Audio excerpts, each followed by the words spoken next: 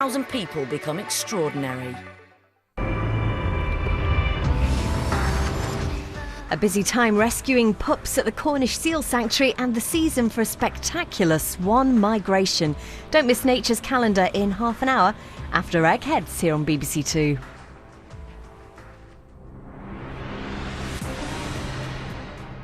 These 5 people are amongst the greatest quiz players in Britain. Together they make up the Eggheads, arguably the most formidable quiz team in the country. The question is, can they be beaten?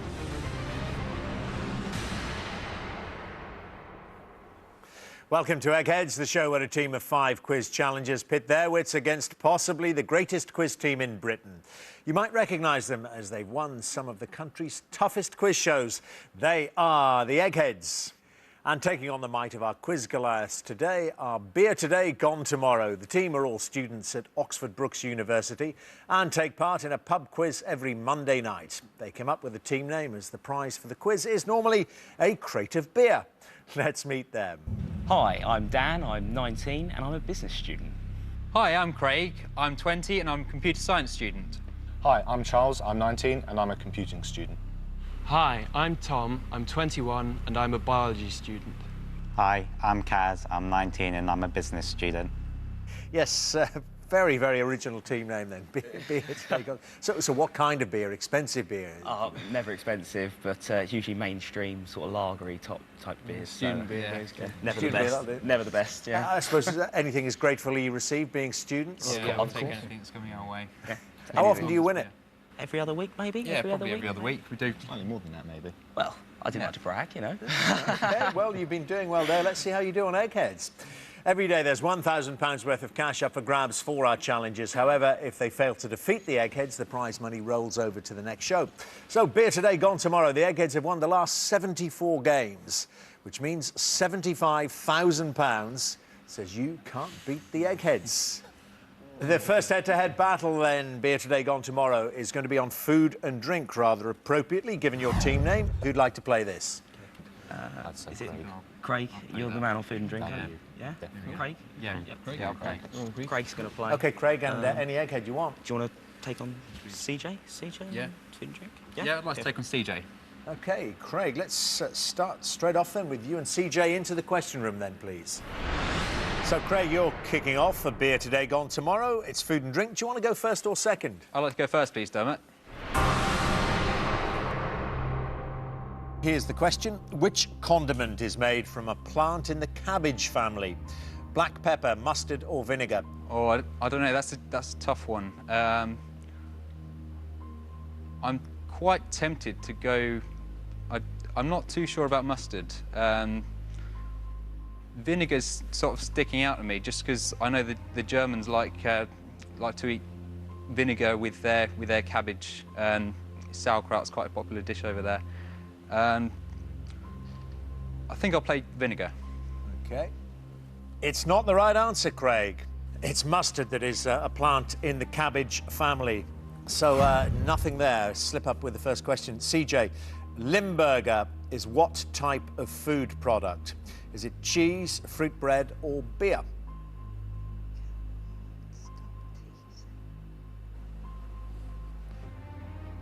I should know this straight away, shouldn't I? And I don't. I think it's beer, but I'm not at all positive. You got their team name on your mind. It's a cheese. Limburger is a type of cheese. That's off there, Craig. So CJ not able to capitalise on your slip, and he's slipped up himself. So it stays all square. Craig's second question. An olive oil classed as extra virgin must have no more than 0.8% of what? Acid, sodium or fat? Well, I'm fairly sure it's not fat because obviously oil is fat. So I would be quite tempted by acid. I don't think it's sodium. Yeah, I'm going to play acid. Well, you went the acid route with your vinegar on the last one. Is it right this time? Yes, it is. Well, absolutely. Extra virgin olive oil must have no more than 0.8% acid. CJ, it's your second question. Scotch broth contains which cereal crop? Rye, oats or barley? I think it's barley. It is barley. It's the right answer. Well done. Craig, back to you then. A third question for you. What is the name of the Italian cake that comes from Siena? Panettone, Panforte or Pastiera? I seem to remember having some of this around Christmas time, and I hadn't tried it before. It's actually quite nice. It's panettone. Panettone. Panettone is quite nice, but it's not from Siena. It's Panforte. Panforte is from Siena. So, a chance for CJ. Marshmallow, CJ, is made from which part of the plant of the same name? Roots, leaves or stems? Again, I don't know this, but I'll go for roots. Just seems the most likely. OK. It's correct, CJ. Marshmallow is made from the roots of the plant, which means relatively low-scoring round. CJ, you're through to the final round. Craig, I'm afraid you're not going to make it there. Would you both please come back and join your teams?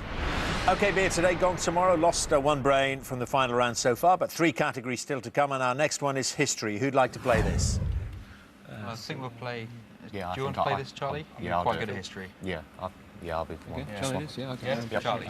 OK, Charlie, and which egghead do you want to take on? Can't be CJ, any of the other 4? Maybe Daphne. I was Play Daphne on yeah, that. I think so. OK, we'll play Daphne on that. Daphne. Charlie and Daphne into the question room, please, just to make sure there's no conferring. Charlie, would you like to go first or second? I'll go second, please, Dermot. And Daphne, the question is this then, you're in first. What name was given to the troops loyal to the king during the English Civil War? Roundheads, Cavaliers or Chartists? What name was given to the troops loyal to the king during the English Civil War? They were the Cavaliers, Dermot. Right answer, well done to you. OK, Charlie, first question for you. Good luck. What was the only Southeast Asian country that was never colonised by a European power? Vietnam, India or Thailand? Well, it's obviously not India. It's famously colonised by the British Empire. So either Vietnam or Thailand. Vietnam. Vietnam's calling out above Thailand. OK, it's certainly not India. You're right there, but it's not Vietnam. Huge French influence there. It's Thailand. OK, well, a chance for Daphne to go into a 2-0 lead. Daphne, the Hammer of the Scots was a nickname of which King of England? Charles I, Henry I or Edward I? That would be Edward I. I think it's on his tomb, isn't it? Edward I is the right answer, Daphne, which means, Charlie, you're really under the cosh. You've got to get this. Charlie, who famously described Europe as being divided by an Iron Curtain on March the 5th, 1946? Stalin, Churchill or Truman? Sounds like something I really should know because this is what I did in GCSE history. But now that I come to think about it, it's harder than I thought. I'll go for the patriotic option and choose Churchill. Absolutely right. V for victory. Churchill is the right answer. So keeping some hopes alive, but you've got to hope Daphne doesn't get this. Although Queen Victoria's husband, Daphne, was always known as Albert, what was his actual first given name? Ludwig, Franz or Adolf? Gosh, never heard it.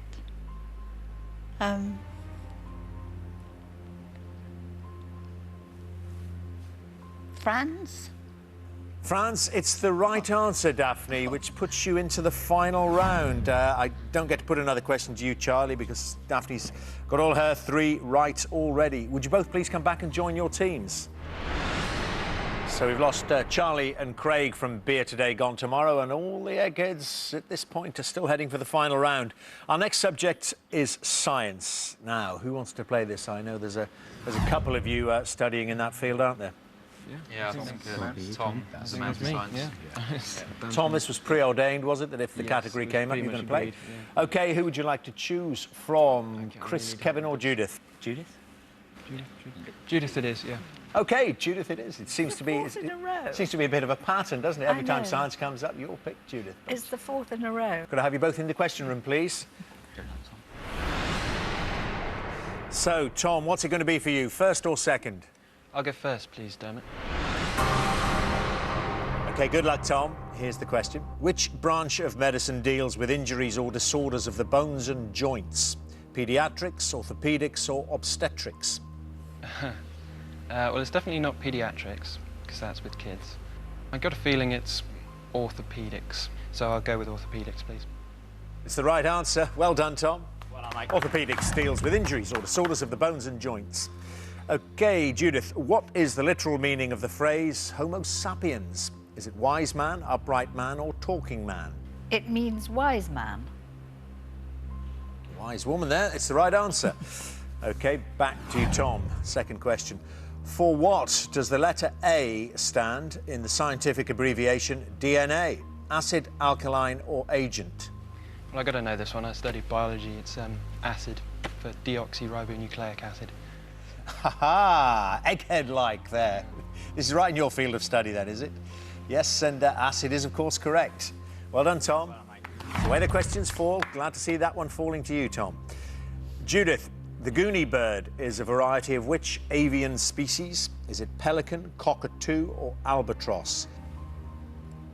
I'm not sure. I don't think it's cockatoo.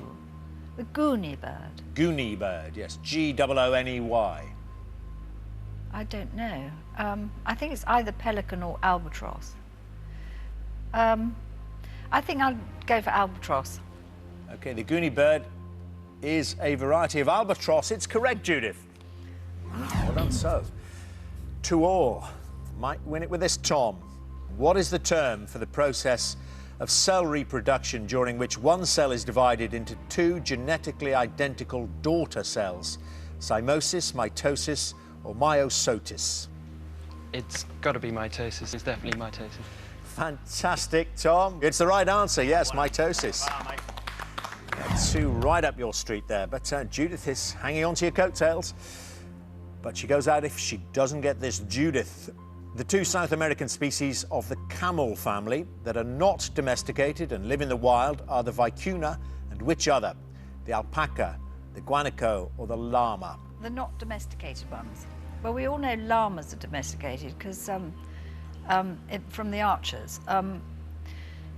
Alpaca, you get wool from alpaca. I think it might be guanaco. Okay. I'm hoping it's guanaco. Okay, not llama or alpaca, you think, because llama's in the archers. And yes. Guanaco's the right answer. We're going into sudden death. Guanaco is correct. OK, Tom, this is the first time in this game when we've got to sudden death. Just to remind you, those choices are now being removed. I've just got to hear an answer from you. The unit of electromotive force or potential difference is named after which Italian scientist? I suppose this isn't really your area, then. No. You've gone outside of my area now, really. The unit of electromotive force or potential difference? I think the unit of potential difference is the volt, but I don't know if that's his name. So, electromotive force or potential difference? I'm just going to say volt. I don't know. Sorry, say that again very loudly for me. Sorry, I'm going to say volt. I'm just going to throw it out there. It's very close, Tom, but it's not correct. It's volta. Nearly there, but not good enough, I'm afraid, which means a chance for you, Judith, to win it. Early spider, bee and fly are the names of British species of which flower? Well, there's a bee orchid. And there are orchids that look vaguely like spiders. I'm sure it's orchid. It's the right answer, Judith. Orchid is correct. Bee orchid, as you know, a fly orchid and an early spider. It puts you through to the final round. Bad luck, Tom. You were cruising at one moment as those questions fell into your lap, more or less. But Judith hung on, as I said, and has pipped you in sudden death. Would you both please come back and join your teams? Well, be today, gone tomorrow. 3 brains gone, not able to play in the final round. Kaz and Dan left. Let's see which one of you we can get through to the final round with this category. It's sport. Who wants to play? I'll play Dan. Got to be you, Dan. And from the Eggheads, it's Kevin and Chris left. I think I've got to play. I've got to play Chris. Yeah, we'll play Chris at sport. OK.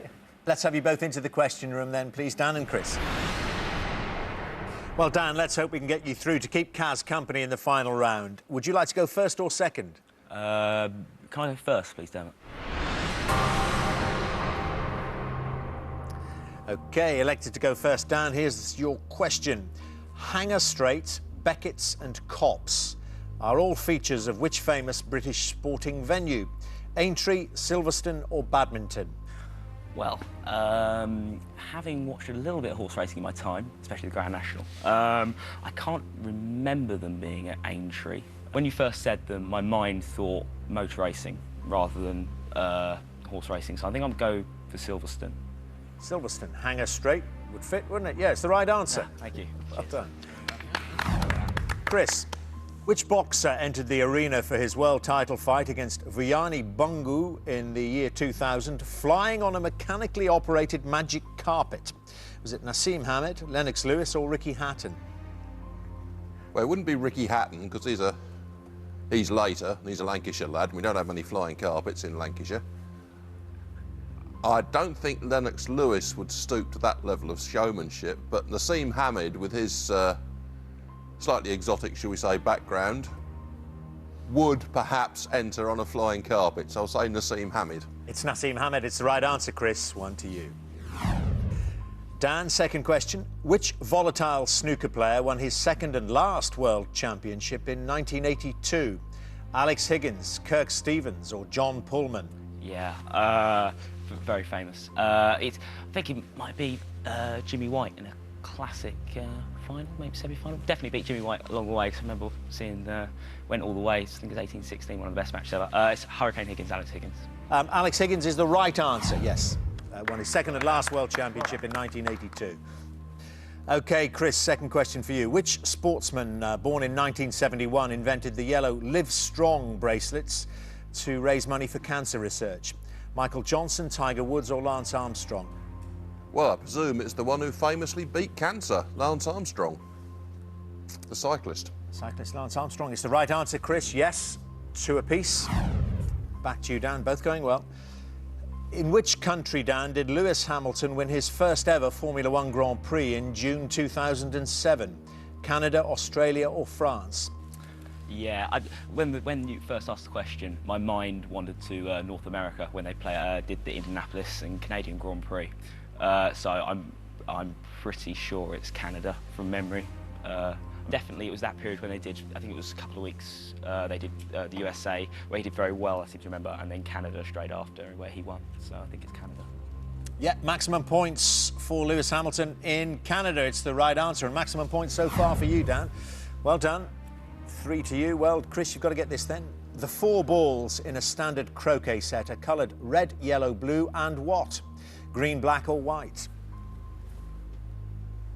Now, I don't know, and I'm not going to sit here and polish me mallet, so presumably, like the cue ball in snooker, it's white. OK. No, like the ball worth 7 points, it's black. Oh. And that's worth no points to you. And it's great news for Beer Today, gone tomorrow. The very last question of our head-to-heads. We've got Dan through to the final round. Would you both please come back and join your teams? So far from over with that victory by Dan over Chris. We've now reached what we've been playing towards. It's time for the final round, which, as always, is general knowledge. But I'm afraid those of you who lost your head-to-heads won't be allowed to take part in this round. So Craig, Charlie and Tom from Beer Today, Gone Tomorrow, and Chris from the Eggheads, would you all leave the studio, please? So Dan and Kaz, that leaves you playing to win Beer Today, Gone Tomorrow, £75,000. Judith, Kevin, CJ and Daphne, you're playing for something which money can't buy. Oh no, it's the Eggheads' reputation. As usual, I'll ask each team 3 questions in turn. This time the questions are all general knowledge and you are allowed to confer, which is why it was so important you made it through at the last time of asking, Dan, to keep Kaz company. Beer Today, Gone Tomorrow, the question is, are your 2 brains better than the Eggheads' 4? And Beer Today, Gone Tomorrow, would you like to go first or second? You go first? Yeah, first. We'll go first, please, Dermot.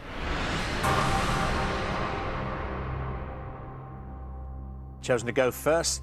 Very best of luck. Here's your question. The 26th of November 2003 marked the last ever voyage of which famous vehicle? Concorde, the Royal Yacht Britannia or the Orient Express? OK, 2003. So 4 years ago. I was thinking Concorde. I'm just thinking when Britannia last sailed. So it might be, what, 15? That's before then Britannia stopped sailing. Orient Express. Orient Express is still going, isn't it? Orient Express. think you can still travel on the Orient Express. OK, we'll go Concorde. We'll go Concorde, please. Concorde. It's right. Yep, well done. Good start. Concorde. OK, Eggheads. Despite its name, the Bayeux tapestry is what kind of needlework? Embroidery, crochet or appliqué? Despite its name, the Bayeux tapestry is what kind of needlework? It's an embroidery. Is it? Yeah, it is. It's the right answer. Well done, Eggheads. Not a tapestry, an embroidery. To be absolutely correct. OK, back to you, Dan and Kaz. Good start. Let's hope you keep it up. The one-eyed giant known as the Cyclops and the enchantress Circe are characters in which classical epic poem? The Iliad, the Odyssey or the Aeneid? I'm not sure. I'm not sure. Poetry, you know, is not my thing. But I was thinking the Odyssey at the same time. Do you reckon we should just go for it? Yeah.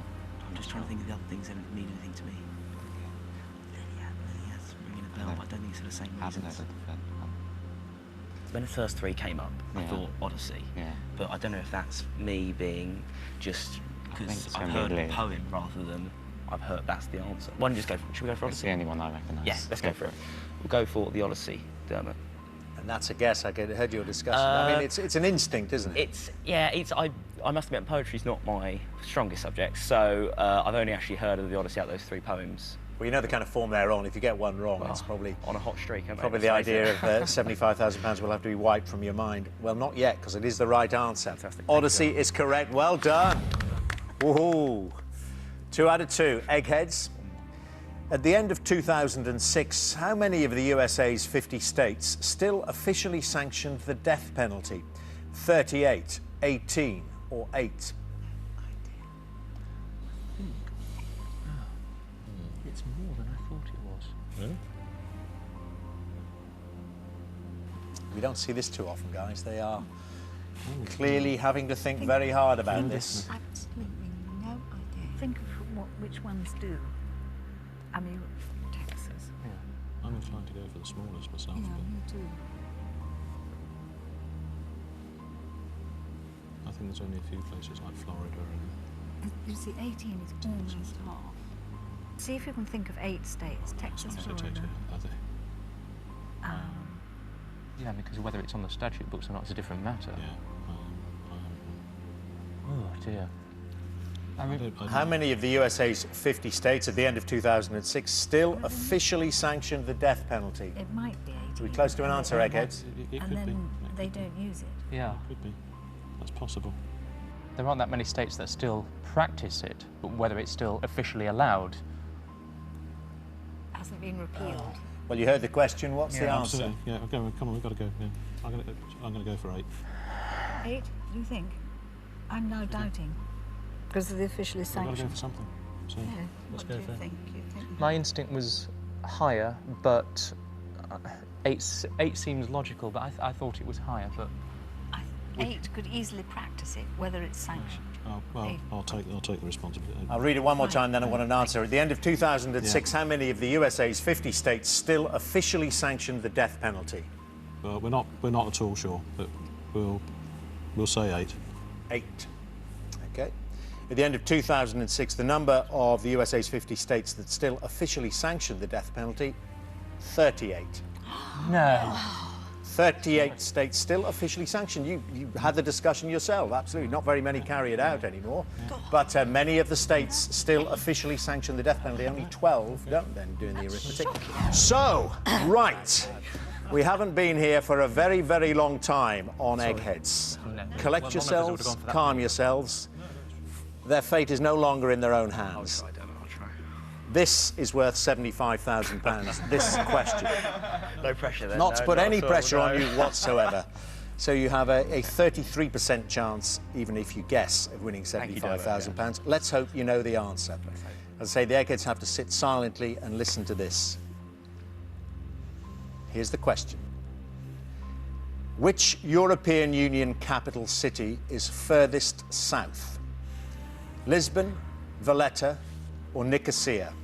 For £75,000. Which European Union capital city is furthest south? Yeah, so it's just south of us.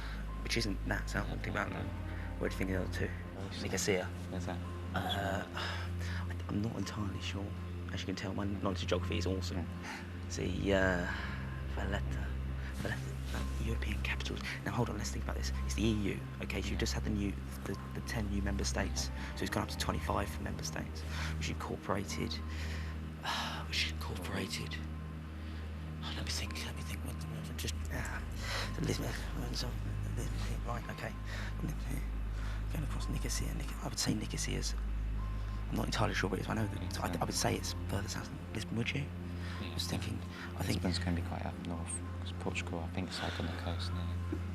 Yeah, Portugal is quite high up in Portugal. It's northern Portugal, so isn't it? Yeah. Definitely not Lisbon. Well, don't say that. But probably not Lisbon. Most likely. Okay, so my mind is telling me Nicosia, but I don't know why. It's sticking out of the line. Let's go for it. Okay, let's go for it. If we get it wrong, I'm not. It's not the end of the world because I don't. If you get it wrong, you're still in the game. Exactly. Okay, I think we're going to go for Nicosia. Which European Union capital city is furthest south was the question. It's worth £75,000. You should see the look on the faces of the guys behind you who can't be there to help you out. The Eggheads have won 74 games in a row.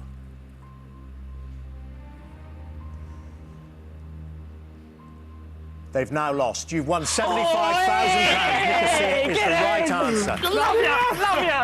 Good. Thank you. Well done. Fantastic stuff. Whoa. Hey! Fantastic. It has been a long time coming. Well, you were going through agonies naturally on that question. I just didn't know. I didn't think Lisbon, but the other two I didn't have a clue. I just went with what the gut told me, and I don't believe that. I don't believe it. I mean, did you dare to plan what you might do with the money? Well, I don't know. Pay off a bit of student, maybe do something outrageous. I don't know. I remember after starting off so rubbish as we did, and started off losing 3 games in a row. I mean, that is actually, yes, the story of the game was awful. I mean, I've sat here during this 74-game winning streak of the Eggheads. You know, teams have come, teams have gone. Well, that's the thing. Some with real potential, and some who end up with just one against the Eggheads at the end. And that's the way you guys were going. Lost your first 3 head-to-heads. First 2 rounds we played pretty poorly. I think everyone admits to that. And Tom had a good round, and then he was unlucky to lose, and I somehow got through Chris, and then I don't know. We just got a bit lucky, didn't we? Eh? Unbelievable. What are we? Oh dear me. It is unbelievable. I thought it was never going to happen for a while, but it just shows it can be done. We'll be bringing the guys round from the question room soon for you to really start those celebrations. You've just won £75,000. You are officially, for today anyway, cleverer than the Eggheads, and you have proved that it can be done. Join us next time on Eggheads to see if the new team of challengers will be just as successful. Until then, goodbye. It will definitely change all of our lives, and it's just brilliant, absolutely brilliant. When we first discussed it, we were a little bit apprehensive. Can we do this? Eggheads are awesome. We probably didn't play the best strategy, but somehow we got there in the end, and that's what it's all about, really, isn't it? They can be beaten. Yeah, they can be beaten. Yes, they can.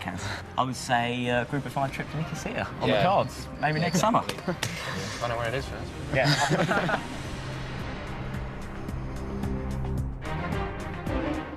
Paula Radcliffe looks ahead to this weekend's Great North Run and the latest on England's make-or-break match in the Rugby World Cup. The day's sporting news right now on BBC News 24. Here on BBC Two next, Chris Packham observes migrating birds in nature's calendar.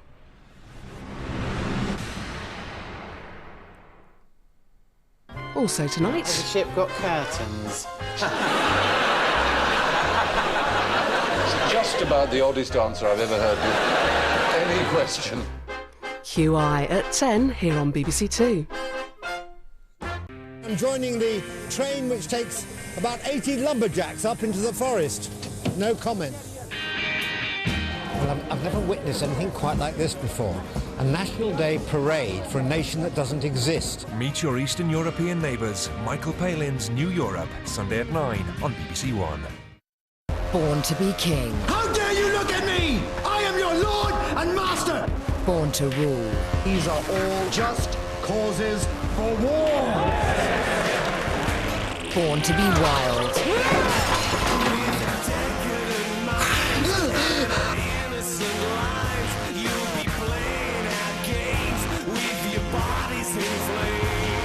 The Tudors, next Friday at 9, only on BBC Two.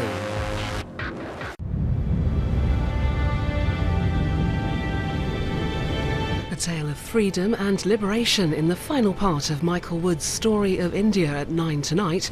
Right now on BBC Two, we're heading outdoors with Chris. Hello, I'm Chris Packham, and this is Nature's Calendar, your very own autumn time guide to the